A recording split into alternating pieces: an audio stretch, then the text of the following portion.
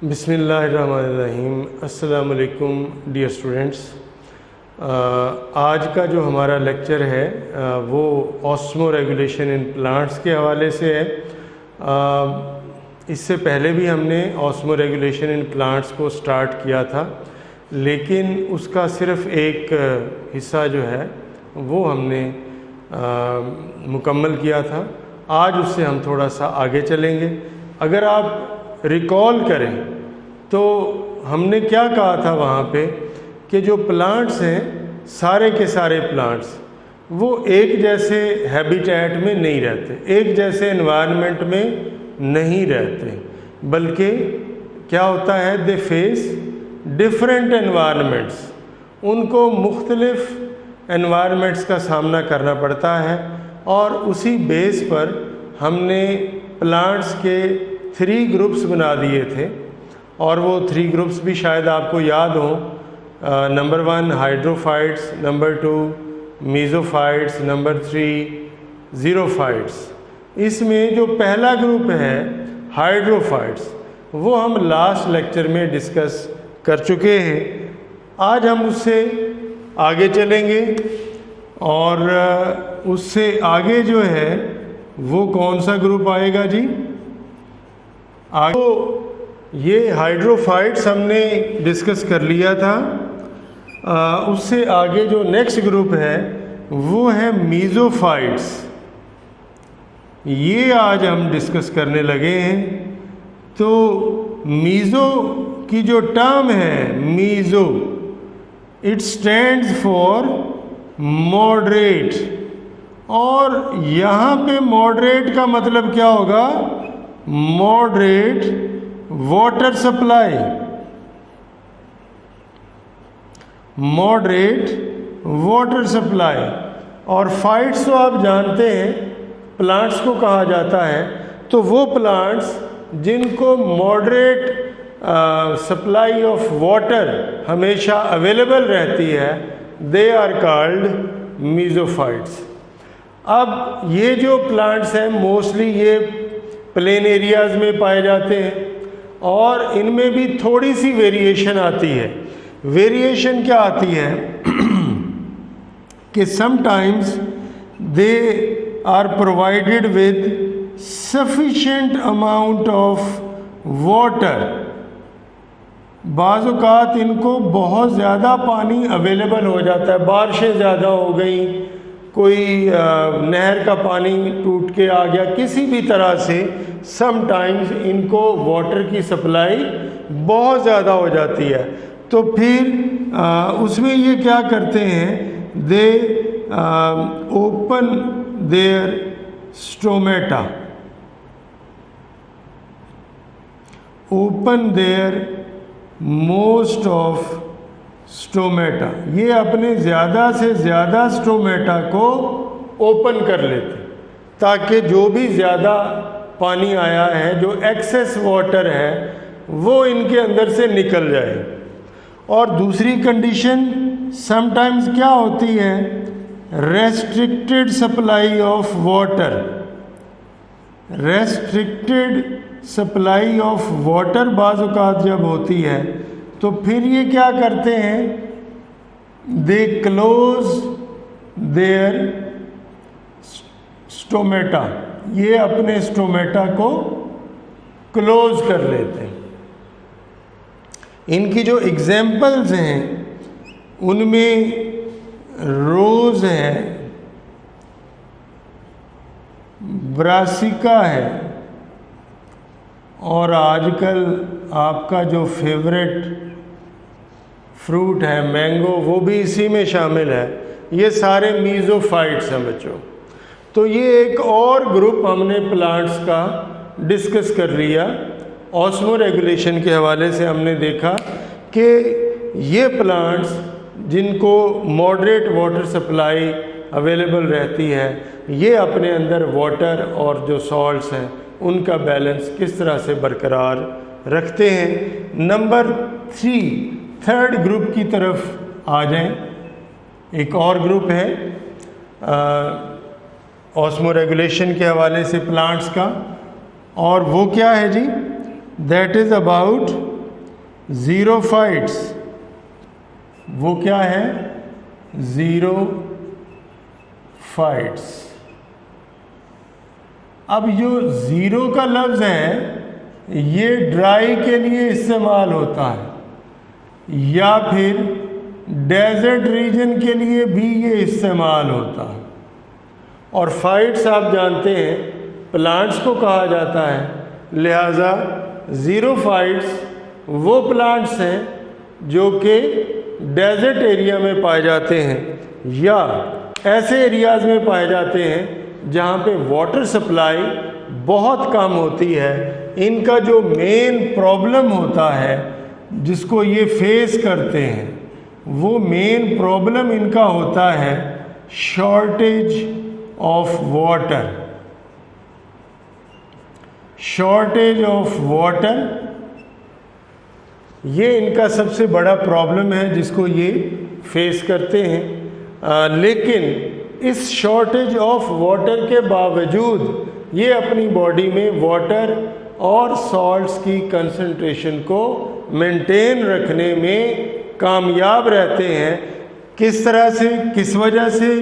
क्योंकि इन्होंने क्या कर रखी हैं? एडाप्टेशंस। इन्होंने एडाप्टेशंस कर रखी हैं और उन एडाप्टेशंस की वजह से ये इस काबिल हुए हैं। एडाप्टेशन में क्या है? इनके जो लीव्स हैं, इन्होंने अपने लीव्स को स्मॉल कर लिया है, उसको थिक कर लिया। फिर इनके जो लीव्स हैं इसके ऊपर इन्होंने क्यूटिकल डेवलप कर लिया है। क्यूटिकल जो है ये थिक भी है, वैक्सी भी है और लेदरी भी है। फिर इसके अलावा ये क्या करते हैं? इनके जो स्टोमेटा हैं वो लोअर सरफेस ऑफ लीव्स की लोअर सरफेस पर और मज़ीद क्या है, इन द डिप्रेशंस उनमें पाए जाते हैं। और कुछ प्लांट्स ऐसे भी हैं, फॉर एग्ज़ाम्पल कैक्टाई, ये क्या करते हैं? दे शेड देयर लीव्स, ये अपने लीव्स को ही गिरा देते हैं और फिर इनका जो स्टेम है वो ग्रीन होता है और वो फोटोसिंथेटिक होता है। वो ये प्रोसेस क्यों सर अंजाम दे सकता है? क्योंकि वो सकुलेंट भी होता है।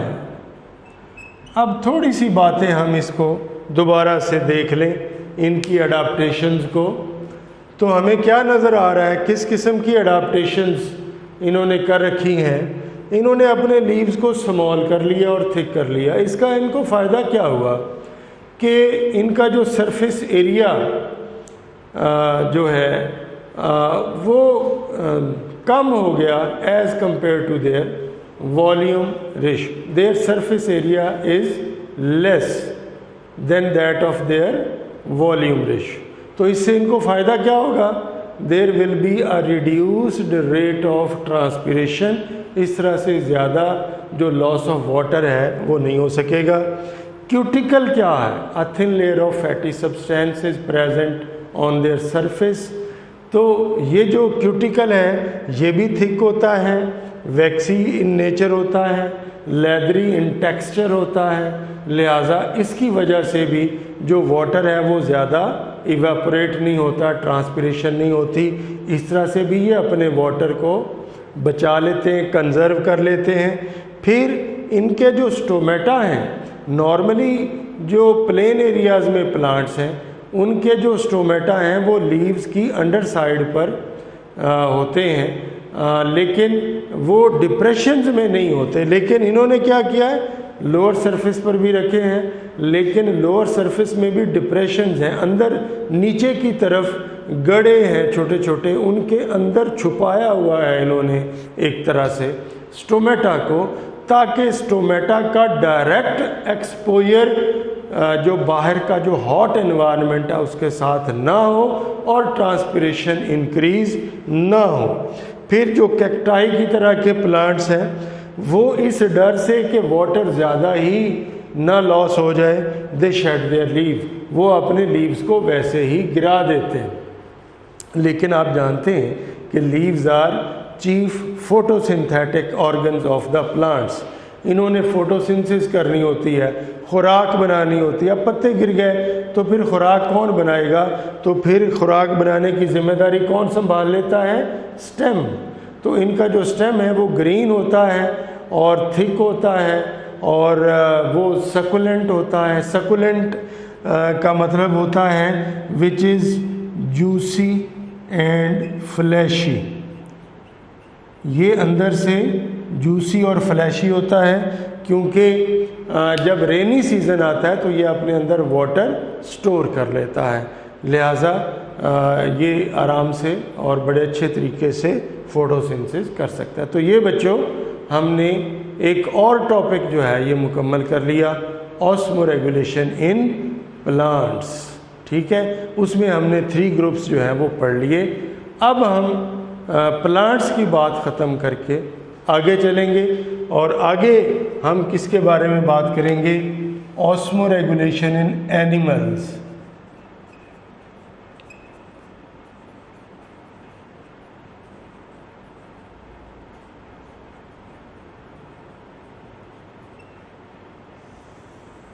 प्लांट्स के बाद एनिमल्स की बात हम करते हैं कि एनिमल्स किस तरह से ये वाटर और सॉल्ट्स का जो बैलेंस है वो बरकरार रखते हैं। इस हवाले से जो एनिमल सेल्स हैं बच्चों वो डिफरेंट हैं plant cells. They need more critical balance, more critical balance of water and salts. उसकी वजह क्या है? उसकी वजह ये है कि जो प्लांट सेल्स हैं उनकी जो आउटर मोस्ट बाउंड्री है वो किस चीज़ पर मुश्तमिल होती है? सेल वॉल पर मुश्तमिल होती है। सेल वॉल नॉन लिविंग होती है, रिजिड होती है, लिहाजा अगर उसमें वाटर एंड ऑस्मोसिस की वजह से आता रहे तो फिर एक वक्त आता है कि सेल वॉल जो है वो भी इनवर्ड प्रेशर लगाती है और वाटर आना बंद हो जाता है और सेल कभी भी बर्स्ट नहीं होता। लेकिन ये जो एनिमल सेल है, आपको पता है इसकी आउटर मोस्ट बाउंड्री जो है उसमें सेल वॉल नहीं है, बल्कि इसकी आउटर मोस्ट बाउंड्री सिर्फ किस चीज़ पर मुश्तमिल है? सेल मेम्ब्रेन पर मुश्तमिल है। तो सेल मेम्ब्रेन जो है वो थिन होती है और वो बड़ी डेलिकेट होती है। तो अगर उसमें ये बैलेंस जो है वो बरकरार ना रहे तो फिर क्या होता है? वो बस्ट हो जाता है। लिहाजा इस वजह से हम कहते हैं कि they need more critical balance of water and salts. तो अगर इनके लिए ये बहुत क्रिटिकल है तो बच्चों ये आपको जानकर खुशी होगी कि एनिमल सेल्स जो हैं वो इस बात को बहुत अच्छी तरह से समझते हैं और वो वाटर एंड सॉल्ट्स का जो बैलेंस है उसको बरकरार रखते हैं। और इसको बरकरार रखने के लिए उनके पास 2 अप्रोचेज़ हैं। दे यूज़ 2 काइंड्स ऑफ अप्रोचेज़ और उन्हीं अप्रोचेज़ की बेस पर हमने एनिमल्स को 2 बड़े ग्रुप्स में डिवाइड कर दिया है। और वो 2 ग्रुप्स जो हैं, जो बड़े ग्रुप्स हैं इस हवाले से वो कौन कौन से हैं? सबसे पहले हैं ऑस्मो कन्फॉर्मर्स। ऑस्मो कन्फॉर्मर्स जो हैं बच्चों ये कौन से एनिमल्स हैं? These are the animals whose body environment is isotonic to their external environment. इसका मतलब क्या हुआ कि the body fluid concentrations are same as those which are present in the external environment. तो ये ऑस्मो कन्फॉर्मर्स जो हैं, इनमें जो बॉडी फ्लूइड कॉन्सेंट्रेशंस हैं ये क्या है, सेम है। किस हवाले से, एक्सटर्नल एनवायरनमेंट के हवाले से। हम कह सकते हैं कि these animals are isotonic. Isotonic से मुराद क्या होगी कि their body environment, their body fluid concentration are same and they resemble with that of external environment. जिस तरह का वाटर और सॉल्यूट का बैलेंस या उनकी कॉन्सेंट्रेशन एक्सटर्नल एनवायरनमेंट में, वैसे ही इंटरनल एनवायरनमेंट में है। So they are isotonic to their environment. That's why they do not need to adjust their body fluid concentrations. लिहाजा इनको एक्सटर्नल एनवायरनमेंट के हवाले से अपनी बॉडी फ्लूइड की कॉन्सेंट्रेशन में किसी किस्म की कोई तब्दीली लाने की ज़रूरत पेश नहीं आती।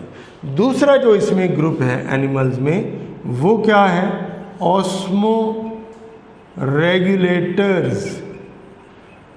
अब इनके नाम से ही कुछ जाहिर हो रहा है कि ये वो एनिमल्स हैं जिनको रेगुलेट करना पड़ता है। देयर बॉडी फ्लूइड concentrations,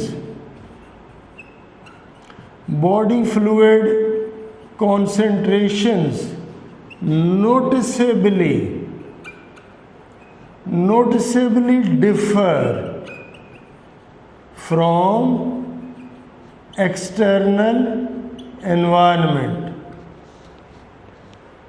इनकी जो बॉडी फ्लूइड कॉन्सेंट्रेशंस हैं वो एक्सटर्नल एनवायरनमेंट जैसी नहीं होती, उनसे रिजेंबल नहीं करती, बल्कि उनसे क्या करती हैं, डिफ़र करती हैं, उनसे मुख्तलिफ होती हैं। सो they have to regulate,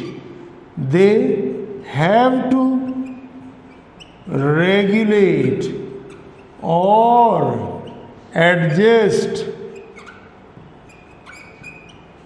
there body concentrations according to external environment। For example, अगर ये जो ऑस्मो रेगुलेटर हैं, इनमें से किसी एनिमल का बॉडी एनवायरनमेंट हाइपोटोनिक है, तो वो अपनी बॉडी में वाटर एंड सॉल्यूट का बैलेंस कैसे करेगा, इट विल डिस्चार्ज वाटर, ये अपने अंदर से वाटर को डिस्चार्ज कर देगा। अगर किसी एनिमल का बॉडी एनवायरनमेंट हाइपोटोनिक नहीं है बल्कि क्या है, हाइपरटोनिक है, और आप जानते हैं कि हाइपरटोनिक जिनका एनवायरनमेंट होता है, बॉडी एनवायरनमेंट, उसका मतलब क्या होता है कि उनमें बॉडी में सॉल्यूट की ज़्यादती है, सॉल्यूट ज़्यादा है, सॉल्ट्स ज़्यादा हैं, तो फिर वो क्या रिमूव करेंगे, दे विल रिमूव सॉल्ट्स। तो इस तरह से करके वो अपनी बॉडी के फ्लूइड की जो कॉन्सेंट्रेशन है उसमें वाटर और साल्ट्स को बैलेंस कर लेंगे। तो बच्चों, ये हमने कुछ अप्रोचेस के हवाले से बात की कि एनिमल्स में ये दो तरह की अप्रोचेस हैं अपने वाटर और सॉल्यूट को बैलेंस करने के लिए। इससे आगे हम पढ़ेंगे एनिमल्स डिफरेंट जो हैबिटेट में रहते हैं, वो नेक्स्ट लेक्चर में। तो तब तक अल्लाह हाफिज़, थैंक यू वेरी मच।